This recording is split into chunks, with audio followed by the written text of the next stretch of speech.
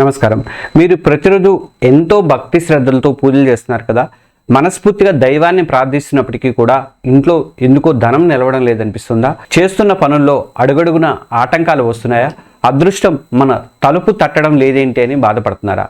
చాలాసార్లు మనం అంతా సరిగ్గానే చేస్తున్నాం అనుకుంటాం, కానీ మనకు తెలియకుండానే పూజ గదిలో చేసేటువంటి ఒకే ఒక చిన్న పొరపాటు మన అదృష్టాన్ని, మన ఇంట్లోకి రావాల్సినటువంటి ధన ప్రవాహాన్ని ఆపేస్తూ ఉండవచ్చు అని చెప్పి వాస్తు శాస్త్ర నిపుణులు చెప్తున్నారు.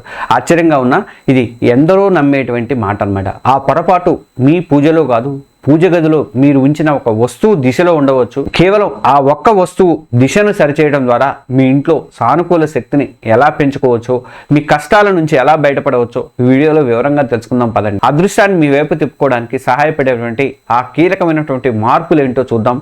చాలా మంది మన మహర్షి భక్తి పీఠం ఛానల్ సబ్స్క్రైబ్ చేసుకోకుండా చూస్తున్నారు. దయచేసి అందరూ కూడా సబ్స్క్రైబ్ చేసుకోండి. హిందూ బంధువులంతా కూడా హిందూ ధర్మానికి సంబంధించి నేను ఇలాంటి మరిన్ని వీడియోలు ముందు రోజుల్లో కూడా ఇస్తాను. ప్లీజ్ సబ్స్క్రైబ్ మహర్షి భక్తి పీఠం ఛానల్. అదృష్టాన్ని ఆహ్వానించేటువంటి ఆ వస్తువు దీపం. మన పూజ గదిలో అన్నింటికన్నా శక్తివంతమైనది, కీలకమైనది దీపం అండి. దీపం కేవలం చీకటిని పోగొట్టే వెలుగు మాత్రమే కాదు, అది మన ఇంట్లోకి సానుకూల శక్తిని ఆహ్వానించి ప్రతికూల శక్తులను దూరం చేసేటువంటి ఒక దివ్యమైన సాధనం అని చెప్పేసి నమ్ముతారు. అయితే ఆ దీపాన్ని ఏ దశగా వెలిగిస్తున్నాం అనేది కూడా చాలా ముఖ్యమని చెప్పేసి వాస్తు శాస్త్రం చెప్తోందన్నమాట. దీపం యొక్క ఒత్తి ఉంటుంది కదా, ఆ ఒత్తి ముఖం అనేది ఏ దశలో ఉండనే దాని మీదనే మన ఆరోగ్యం కానీ మన ఐశ్వర్యం లాంటివి ప్రభావితం అవుతాయని చెప్పేసి ఒక బలమైన విశ్వాసం ఉంది. మరి ఏ దిశలో దీపం వెలిగిస్తే ఎలాంటి ఫలితాలు కలుగుతాయన్నది నేను చెప్తాను చూడండి. తూర్పు దిశలో అంటే ఈస్ట్ వైపు దీపం ఒత్తిని తూర్పు దిశగా ఉంచి వెలిగించడం వల్ల అన్నింటికన్నా శ్రేష్టం అని చెప్పేసి పండితులు చెప్తున్నారు అనమాట. తూర్పు దిక్కు సూర్యభగవానుడి దిక్కు, ఆరోగ్యానికి శక్తికి ప్రతీకగా భావిస్తారు. ఈ దిశలో దీపం వెలిగించడం వల్ల ఇంట్లో వాళ్ళ ఆరోగ్యం బాగుంటుంది, ఆయురారోగ్యాలు వృద్ధి చెందుతాయని, తర్వాత సమాజంలో గౌరవ మర్యాదలు పెరుగుతాయని చెప్పేసి ఒక నమ్మకం ఉంది. కష్టాలు తొలగిపోయి మనశ్శాంతి కలగాలని చెప్పి కోరుకునే వాళ్ళు దీపాన్ని తూర్పు ముఖంగా వెలిగించడం బెస్ట్ అని చెప్పేసి సూచిస్తారు. ఇక ఉత్తర దిశ అంటే నార్త్, డబ్బుకి సంబంధించిన సమస్యలతో ఇబ్బంది పడేవాళ్ళు కానీ, ఆర్థికంగా స్థిరపడాలి అని చూసేవాళ్ళు కానీ ఉత్తర దిశ ఒక వరం లాంటిదని చెప్తారు. ఎందుకంటే ఉత్తర దిక్కు సంపదకు అధిపతి అయినటువంటి కుబేరుడి స్థానం. ఈ దశలో దీపం ఒత్తిని ఉంచి వెలిగించడం వల్ల లక్ష్మీ కటాక్షం కలిగి సర్వ సంపదలు కలుగుతాయని చెప్పి శాస్త్రం మీద నమ్మకం ఉన్న వాళ్ళు చెప్తుంటారు. అనవసరమైనటువంటి ఖర్చులు తగ్గి ఇంట్లోకి ధన ప్రవాహం పెరుగుతుందని, కొత్త ఆదాయ మార్గాలు వస్తాయని చెప్పేసి వాస్తు శాస్త్ర నిపుణులు సూచిస్తున్నారు. ఇక పడమర దిశ అంటే వెస్ట్ వైపు, ఈ పూజ గదిలో పడమర వైపు ఈ దీపాన్ని వెలిగించడం అనేది కొన్ని వాస్తు సాంప్రదాయాల ప్రకారం పడమటి దిశలో దీపం వెలిగించడం కూడా శుభప్రదంగానే పరిగణిస్తారు. ముఖ్యంగా అప్పుల బాధతో సతమతమయ్యే వాళ్ళు కానీ, శత్రువుల నుండి ఇబ్బందులు ఉన్నవాళ్ళు కానీ పడమటి దశలో దీపం వెలిగిస్తే ఆ సమస్యల తీవ్రత తగ్గుతుంది అని చెప్తారు అనమాట. ఇక శని దోషాల ప్రభావం తగ్గించడానికి కూడా ఈ దిశలో మనం దీపారాధన సహాయపడుతుందని చెప్పేసి కొందరు నమ్ముతుంటారు. ఇక దక్షిణ దిశ, ఇది చాలా నివారించాల్సినటువంటి దిశ అండి. దీపం ఒత్తిని ఎట్టి పరిస్థితుల్లో కూడా దక్షిణ వైపు ఉంచి వెలిగించకూడదు అని చెప్పి వాస్తు పండితులు సాధారణంగా సూచిస్తున్నారు. దక్షిణం అనేది యమధర్మరాజు స్థానం అండి, పితృదేవతల దిక్కుగా భావిస్తారు. అందువల్ల ఇంట్లో చేసేటువంటి నిత్య దీపారాధనలో ఈ దిక్కును వాడటం శుభకరం కాదని చెప్పేసి ఒక నమ్మకం ఉన్నది. ఇందువల్ల ఇంట్లో అనవసరమైనటువంటి చిక్కులు కానీ, ధన నష్టం కానీ కలుగుతాయని చెప్తారు. కేవలం పితృకార్యాలు చేసేటప్పుడు లేదా కొన్ని ప్రత్యేక పూజల్లో మాత్రమే ఈ దిశను, ఈ దక్షిణ దిశను మాత్రం ఉపయోగిస్తారు. కాబట్టి మనం రోజు చేసేటువంటి ఇంట్లో చేసే పూజకు దక్షిణ దిశ వైపు మాత్రం ఎట్టి పరిస్థితుల్లో కూడా మీరు దీపం అనేది పెట్టకండి. కొందరు వాస్తు నిపుణుల అభిప్రాయం ప్రకారం ఏంటంటే దీపపు ప్రమిదను లేదా దీపపు స్టాండ్ను పూజ గదిలో ఆగ్నేయం అంటే సౌత్ ఈస్ట్ మూలలో ఉంచడం శుభప్రదం అని కూడా చెప్తుంటారు అనమాట. దైవశక్తిని ఆకర్షించేటువంటి దేవతా విగ్రహాల దిశ ఇది. ఇక దీపం తర్వాత మనం శ్రద్ధ పెట్టాల్సినటువంటి మరో ముఖ్యమైన విషయం ఏంటంటే దేవుడి గుడిలో, దేవుడి పూజా మందిరంలో దేవుడి విగ్రహాలు లేదంటే చిత్రపటాలు పెట్టేటువంటి దిశ. మనం పూజ చేసేటప్పుడు మన ముఖం ఎప్పుడు కూడా తూర్పు వైపు ఉండటం అత్యంత శుభప్రదం అని చెప్పి శాస్త్రాలు చెప్తున్నాయి. దీని అర్థం ఏంటంటే దేవుడి విగ్రహాలు మనకి అభిముఖంగా అంటే పడమర గోడ కానించి ఉండాలన్నమాట. మనం తూర్పు వైపు తిరిగి దేవుడికి దండం పెట్టుకుంటాం, అప్పుడే వాటి ముఖం సహజంగా తూర్పు వైపున ఉంటుందన్నమాట. ఇక విగ్రహాలను అమర్చడంలో సాంప్రదాయ మార్గదర్శకాలు కొన్ని పాటించాలి. ఇందులో సాధారణ నియమం ఏంటంటే విగ్రహాలను తూర్పు, ఉత్తరం లేదా పడమర దిక్కులో ఉంచవచ్చు అని చెప్పి, దీనివల్ల సూర్యకిరణాలు విగ్రహాలపై పడి సానుకూల శక్తిని నింపుతాయని చెప్తారు. అయితే విగ్రహాలను ఉత్తర దిక్కు గోడకు పెడితే పూజించేవారు దక్షిణం వైపు చూడాల్సి వస్తుంది. ఇది వాస్తురీత్యా అంత మంచిది కాదనే అభిప్రాయం ఉంది కాబట్టి అట్లా పెట్టొద్దు. ఇక బ్రహ్మ, విష్ణు, మహేశ్వరుడు, సూర్యుడు ఈ దేవతల విగ్రహాలను లేదంటే పటాలను తూర్పు వైపు చూసేలాగా, అంటే పడమర గోడకు ఉంచితే మనం తూర్పు వైపు నుంచి చూసి చెప్తుంటాం అనమాట. అది శుభప్రదం అని చెప్పేసి కొన్ని సాంప్రదాయాలు అయితే సూచిస్తున్నాయి. ఇంక గణపతి కానీ, లక్ష్మీదేవి కానీ, కుబేరుడు కానీ ఐశ్వర్యాన్ని, సిరి సంపదలు ఇచ్చేటువంటి ఈ దేవతల విగ్రహాలను ఉత్తరం వైపు చూసేలాగా, అంటే దక్షిణం వైపు గోడ కమరిస్తే మనము ఉత్తరం వైపు చూసి మనం దేవుళ్ళని చూస్తూ ఉంటాం అనమాట. అంటే ధనాకర్షణకి ఇవి దోహదపడతాయని చెప్పి నమ్ముతుంటారు అనమాట. ఇక పూజ గదిలో లక్ష్మీదేవికి ఎడమవైపున ఎప్పుడూ కూడా గణపతి విగ్రహాన్ని ఉంచడం అత్యంత శ్రేయస్కరం అని చెప్పి భావిస్తారు. హనుమంతుడు కానీ, దుర్గాదేవి కానీ వీళ్ళిద్దరూ ధైర్యానికి శక్తిని ఇచ్చేటువంటి, ప్రసాదించేటువంటి ఈ దేవతల విగ్రహాలను దక్షిణం వైపు చూసేలాగా, అంటే ఉత్తరపు వైపు గోడకు పెట్టాలని చెప్పి కొన్ని పద్ధతులు అయితే చెప్తున్నాయి. ముఖ్యంగా మనకి ఏంటంటే పూజ గదిలో విగ్రహాలను ఒకదానికొకటి ఎదురుగా ఎప్పుడూ కూడా పెట్టకూడదండి. అలాగే ఒకే దేవుడికి చెందినటి ఒకటి కంటే ఎక్కువ విగ్రహాలు లేదా పటాలను పక్కపక్కనే ఉంచడం కూడా మంచిదిగా అని చెప్పి కొందరు చెప్తుంటారు. ఇంకా విరిగిన విగ్రహాలు లేదా చిరిగిన పటాల సంగతి ఏంటంటే పూజ గదిలో విరిగిన విగ్రహాలు కానీ, చిరిగిన లేదా పగిలిపోయిన దేవుడి చిత్రపటాలు కానీ ఎట్టి పరిస్థితిలో ఉంచకూడదు. అలా ఉంచడం వల్ల ఇంట్లోకి ప్రతికూల శక్తి ప్రవేశిస్తుందని చెప్పి, అది అశాంతికి, నష్టాలకు దారితీస్తుందని చెప్పి పెద్దలు అయితే నమ్ముతుంటారు. అలాంటి వాటిని ఏదైనా పవిత్ర నదిలో నిమజ్జనం చేయడం లేదంటే ఒక రావి చెట్టు కింద ఉంచడం బెస్ట్. సాంప్రదాయ పద్ధతులు పాటించడం అనేది ముఖ్యం అనమాట. ఇవన్నీ కూడా నేను ఆల్రెడీ పాత వీడియోలో ఒకటి చెప్పాను. ఆ వీడియో లింక్ కింద డిస్క్రిప్షన్లో పెడతాను, లాస్ట్లో ఎండ్లో కూడా కనిపిస్తుంటుంది. ఆ వీడియో కంపల్సరీగా చూడండి. దాంట్లో ఇక మీ ఇంటి స్వర్గసీమ పూజ గది సరైన స్థానం అనమాట.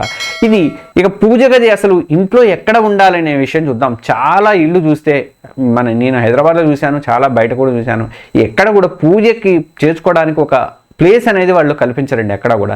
లేకపోతే ఆ కిచెన్ రూమ్లో ఎక్కడో ఆ మూలకు పడేస్తారు. అక్కడ అటు నుంచి అంట్లు తోముతుంటే మన మీదే పడుతుంటాయి, వంట చేస్తుంటే మన మీదే పడుతుంటాయి. ఇలాంటివన్నీ చాలా ఉంటాయండి.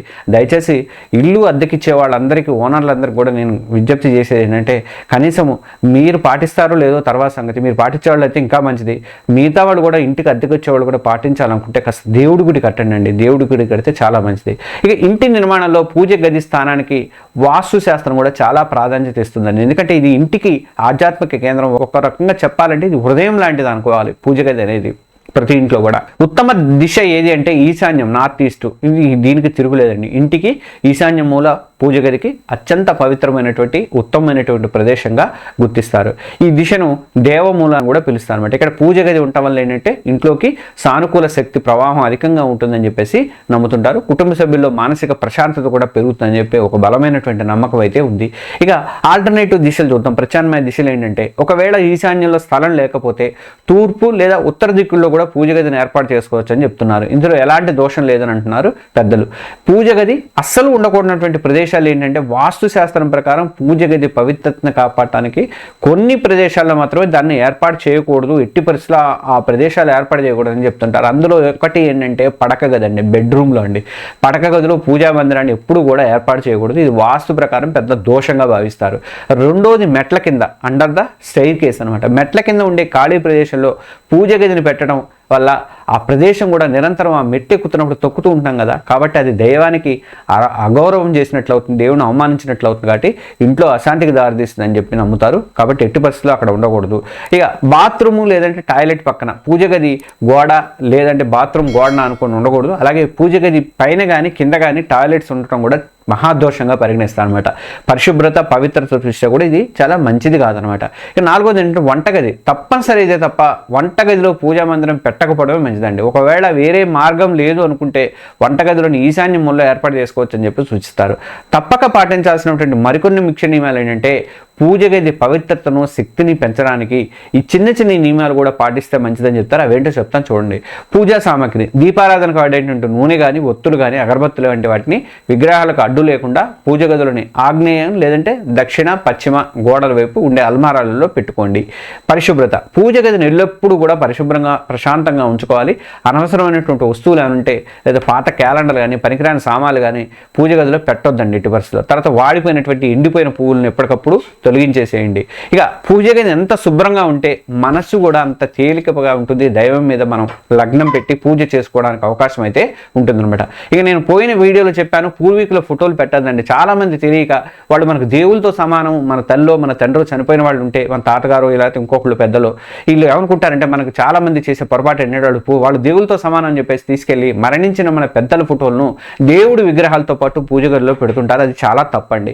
వాళ్ళపై మనకు మమకారం ఉండొచ్చు, గౌరవం ఉండొచ్చు, కానీ పితృదేవతల స్థానం వేరు, దైవ స్థానం వేరు. వాళ్ళ పటాలను ఇంట్లో ఉన్నటువంటి దక్షిణ దిశ గోడకు, వాళ్ళ ముఖం ఉత్తరం వైపుకు చూసేలాగా వేరుగా పెట్టుకోండి. ఇక గంట అండ్ శంఖం, పూజ గదిలో గంటను ఎడం వైపు ఉంచడం మంచిది. ఆ తర్వాత పూజ సమయంలో చేసేటువంటి ఘంటానాదంగానే శంఖం శబ్దం ఇంట్లోని ప్రతికూల శక్తిని తరిమి కొట్టి సానుకూల వాతావరణాన్ని సృష్టిస్తాయని చెప్పి ప్రగాఢంగా నమ్ముతూ ఉంటారు. ఇక పూజ గది రంగులు ఎలా ఉండాలంటే, పూజ గది గోడలకు తెలుపు లేదా పసుపు, క్రీమ్ వంటి ప్రశాంతమైన లేత రంగులు వేయించుకోవడం అనేది ఉత్తమం అన్నమాట. ఇది మన మనసుకి ప్రశాంతతనిచ్చి ధ్యానంపై దృష్టి నిలపడానికి సహాయపడుతుంది అనమాట. చూశారు కదా, మన పూజ గదిలో మనం శ్రద్ధగా చేసేటువంటి చిన్న చిన్న మార్పులు మన జీవితం మీద ఎంత సానుకూలమైనటువంటి ప్రభావం చూపిస్తాయో. వాస్తుశాస్త్రం అనేది ప్రకృతి శక్తులను మనకు అనుకూలంగా మార్చుకొని మన జీవితాన్ని మరింత ఆనందమయం చేసుకోవడానికి మన పెద్దలు చూపించినటువంటి ఒక అద్భుతమైనటువంటి మార్గం అనమాట. ముఖ్యంగా దీపం వెలిగించే దిశను, దేవుడి పటాలు ఉంచే దిశను కరెక్ట్గా చూసుకోవడం ద్వారా మీ ఇంట్లో తప్పకుండా ఒక సానుకూల మార్పును మీరు గమనించే అవకాశం ఉంటుందని చెప్పి చాలామంది చెప్తుంటారు. ఈ వీడియోలో చెప్పిన ప్రతి నియమాలు కూడా భక్తి శ్రద్ధలతో పాటించండి. మీ ఇంట్లో సకల శుభాలు, సుఖశాంతులు, ఐశ్వర్యం కలగాలని చెప్పి మనస్ఫూర్తిగా కోరుకుంటున్నాను. ఇది పెద్దలు, పండితుల సలహాలతో మాత్రమే ఈ వీడియో చేశాను. ఈ వీడియో మీకు ఉపయోగపడింది అనుకుంటే మాత్రం దయచేసి ఒక లైక్ బటన్ ఇవ్వండి. ఎక్కువ మంది లైక్ చేయడం వల్ల ఏంటంటే యూట్యూబ్ వాళ్ళు మరింత మంది హిందూ బంధువులకి వీటిని సిఫార్సు చేయడానికి అవకాశం ఉంటుంది. ఈ విలువైన సమాచారాన్ని మీ బంధుమిత్రులతో పంచుకోవడం మర్చిపోకండి. అలాగే ఇలాంటి మరిన్ని ఆధ్యాత్మిక వాస్తు సంబంధిత వీడియోల కోసం మన మహర్షి భక్తిపీఠం ఛానల్ని ఇప్పుడే సబ్స్క్రైబ్ చేసుకోండి. ఆ పక్కనే బెల్ ఐకాన్ కూడా ప్రెస్ చేయండి. సర్వే జన సుఖినో భవంతు. ధన్యవాదాలు. జై శ్రీరామ్, జై హనుమాన్.